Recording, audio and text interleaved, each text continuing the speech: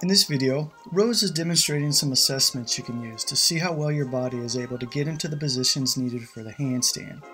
It's okay if you can't do all these perfectly just yet. Remember, these are just assessments to help you get a clear idea of what you might need the most work on as you practice.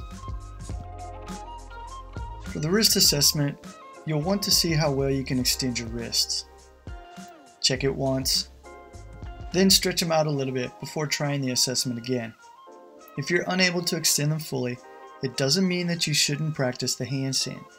It just means you'll need to spend some extra time on wrist prep that day before starting your handstand work.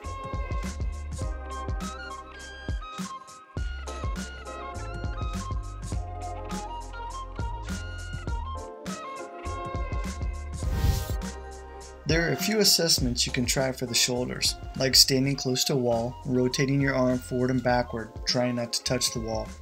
As well, you can take both arms up into the air as high as you can.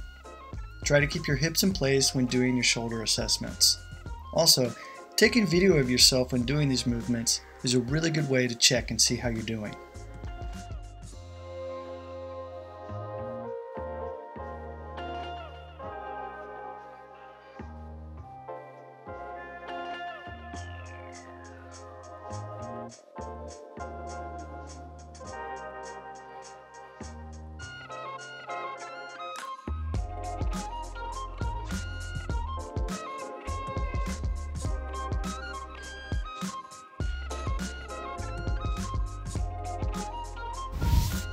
The next assessment is to see how far up the wall you can walk.